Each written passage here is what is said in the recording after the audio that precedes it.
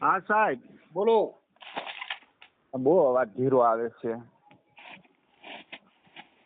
રાત્રે મેં આપને ફોન કર્યો તો સાહેબ, તો કે હવે કાલે કરજો કે. હા હા, મનસુખભાઈ બોલો છો ને? જી કરજો. મનસુખભાઈ રાઠોડ, રામોદ થી.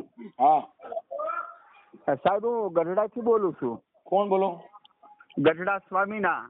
હા ગઢડા સ્વામીના જાતે વાલ્મીકી.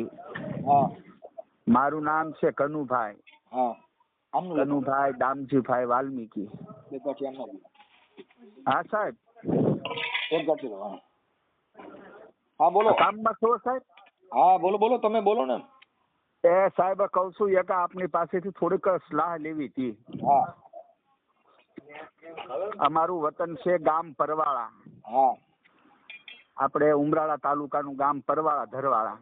હા ઓકે. હવે ન્યા સાહેબ અમારે એક સંસ્થાની અંદર ધર્મગુરુનું દેવળ છે, આજથી 60-70 વર્ષ પહેલાનું. હા અઘોરી સંતનું દેવળ છે. હા ત્યાં સમાધિ સ્થળ છે. મથવા દો પેલા. હા કાંઈ વાંધો. બોલો બોલો. તો સાહેબ ને હવે આ ઝીણા ઝીણા ખતરા મળ્યા છે થાવા, એટલે કે શમશાન છે કે જંગલમાં દેવળની અંદર. હા અરે જંગલની અંદર દેવળ છે. હા ને સાહેબ ત્યાં મારા બાપુ બહુ સેવા કરતા, એ વૈયા ગયા, મારા બાપુજી વૈયા ગયા. હા અને એક બે ભાઈઓ કુટુંબના છોકરાઓ બહુ હેરાન કરે સાહેબ, કાંઈ વસ્તુ રહેવા નથી દેતા.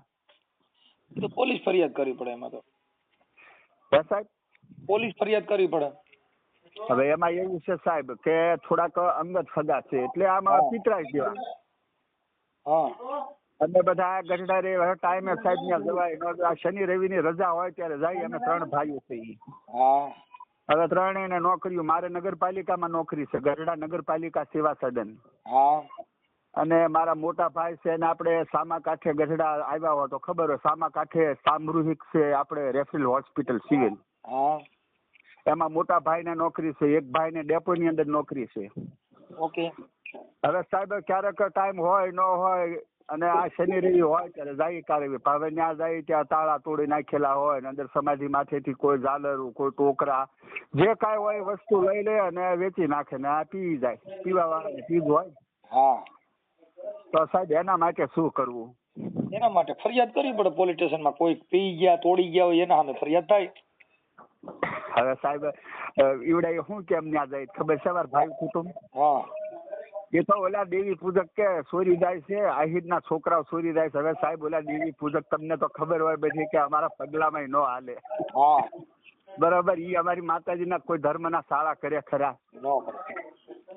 તો હવે આ એવાના નામ લઈ લ્યો. અમે પૂછીએ ને કે ભાઈ આ બધું આ કોણ આવું બધું અખાતર કરે છે, આ બધું આવું લઈ જાય છે, કાઢી જાય તો કઈ તો કે ભાઈ કે દેવી પૂજક રાતના ચોરી જાય છે અને આહિરના છોકરા પરવાળાના કે. અરે કીધું ભાઈ તમે મોટી નાઈટ નું નામ લ્યો માં, કીધું કોઈને બીજાને બદનામ કરો માં, તમે અંદરો અંદર ના હો તો આવું તમે કરો માં. બરોબર. તો કે ના કે તમે એવું કઈ કરશો ને કેસ ફરિયાદ હે. તો સાહેબ એવડા છોકરા થોડાક માથા ભારે છે, પી ગયેલા. અમને શું કહેવાય તમે મજા આવતા બંધ થઈ જશો કે.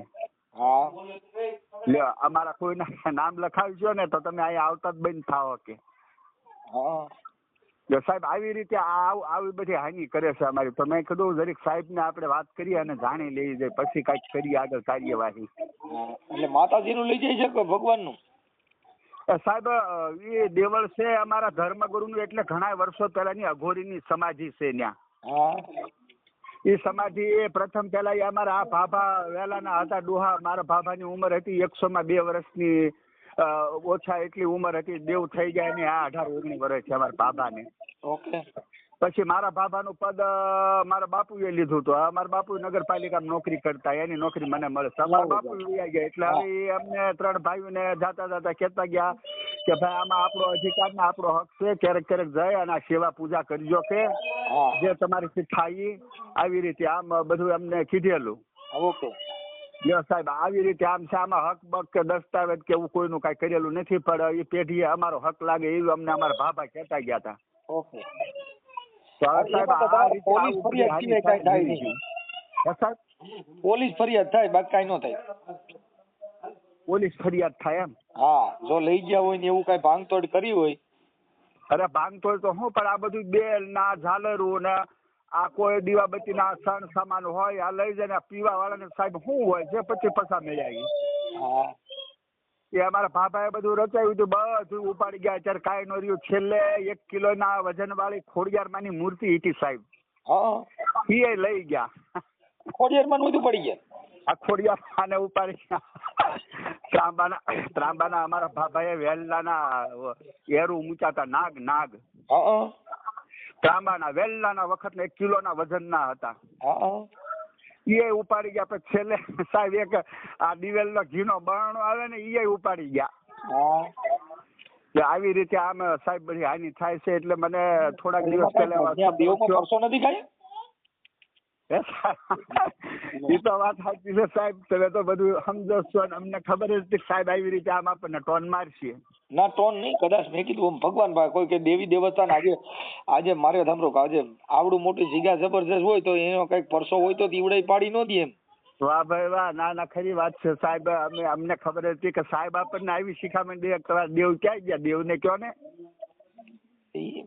આપડે જો મારે સાંભળો, અમે તો કાયદા થકી તમને મદદ કરશું. હા સાહેબ. પણ માતાજી ના આવડા સોરીને બેસી નો દારૂ પી ગયા. હા, તો ખોડિયારમાં ખબર ન પડી કે આવડા માતી મને ભંગારમાં વેચે. હા, ભંગારમાં વેચી નાખ્યા ને માતાજીને. અમે તો આ સાહેબ ગઢડા રહીએ એટલે અમે તો એ બધો ઝંઝટ ઓછો કરી નાખ્યો. પણ અમને એમ થાય કે જરીક આપણે થોડુંક ધ્યાન રાખીએ તો સારું કહેવાય એમ. કાંઈ વાંધો નહીં, તમે ધ્યાન રાખો, પણ હવે માતાજી એનું ધ્યાન રાખી શકતા નથી. તમે કેટલાક દી રાખશો એમ. વાહ ભાઈ વાહ. ના ખરી વાત છે. તો અમે તો ત્રણેય ભાઈએ કીધું ભાઈ જે થતું હોય થાવા દો, બીજું શું. કેમ કે અમને જો આજે માતાજીના ફરા ભગવાનની મૂર્તિઓ એની સલામતી નથી ને આપડા વેચીને પી જાય. કેમ કે પી ગયા પછી માતાજી અહીંયાથી મૂકી વરે કે અમારો દીકરો જે મારી હગોજી કરી. સાચી વાત છે. સાચી. અમે આપણા વાસની અંદર સાહેબ અમે અહીં રહી છીએ ગઢડા જીનના નાકે. આપણો વાસ છે મોટો, બરોબર. હા, ત્યાં જ અમારા મકાન છે ત્રણેય ભાઈઓના. આપણો વાસ છે મોટો. અમારા ઘરની સામે મોટું પ્લાન્ટ કોમ્પ્લેક્સ કરીને છે. આપણે કબીરપંથી છે. એ લોકો તો વણકર છે, બદલીને જાપે રે. આપણા ઘરની સામે છે સાહેબ. ક્યારેક આવો તો આવજો. અને આ વાતો તો બહુ મોટી છે સાહેબ. ક્યારેક આ પધારજો. કારણ કે જે ભગવાન ગોપીનાથ મહારાજ ગઢડાની અંદર થઈ ગયા ને એ 200 વર્ષ પહેલાનું કફન આપણી પાસે, એટલે કે ખાપણ. ક્યારેક આવો તો પધારજો આડપા. અને મારું નામ છે કનુભાઈ. 200 વર્ષ પહેલાનું કાફણ છે ને. હા, એ હાસવીને રાખજો. હું મરું તો મને ઓઢાડજો. એલા ના સાહેબ એવું કઈ નહીં. પણ તો તમે ધાર્મિક છો એટલે તમને કહી કે આવજો ક્યારેક આડપા આવો તો દેવ દર્શન કરવા જરી. ઓકે દાદા. તમારું નામ શું કીધું? છોકરા સાંભળો ને. તમારું નામ? સાહેબ મારું નામ કનુભાઈ દામજીભાઈ પરમાર, જાતે વાલ્મીકી. ઓકે. અને આ છે તમે મંદિરનું કીધું મઢની સલામતી નથી, ખોડિયારમાં ભંગારમાં દીવાય, ઈ કયું ગામ છે? ઈ ગામ સાહેબ અમારું વતન પરવાળા. પર ભાભા પહેલેથી આયા વયાવેલા, મારા દાદા મારા બાપુના બાપુ. એમ નહીં, આ ઈ પણ ગામ કયું? આ જે મઢમાં માતાજીને બેસીને કઈ સાહેબ ઈ ગામ આપણે મેં કીધું ખરું કે ઉમરાળા તાલુકાનું ગામ પરવાળા. ઈ કેસ તમારી પાસે એક દેવી પૂજક નો આવી ગયેલો છે. ઠીક. પરવાળા, પરવાળા ધરવાળા. હા, પરવાળા ધરવાળા, ઉમરાળા તાલુકાનું. હા, ઈ કેસ તમારી પાસે આવી ગયેલો છે. અમે કાયમ તમારે વિડીયો 50 જણા ભેગા છે ને બેહીને જોવી છે ને દાંત કાઢવી. હવે તમે છે ને માતાજીને ખોડિયારમાં ને ભંગારમાં બેસીને ભગવાનને ભંગારમાં ભાવ કરી નાખ્યો. એમાં તમારો ફોટો બોટો મોકલજો ને તો અમે ઈ તો કહીએ કે આવડા લોકો માતાજીને માનતા હતા પણ માતાજીની ભંગારમાં ને પિત્તરની મૂર્તિ વેચી નાખી. બરાબર. હા.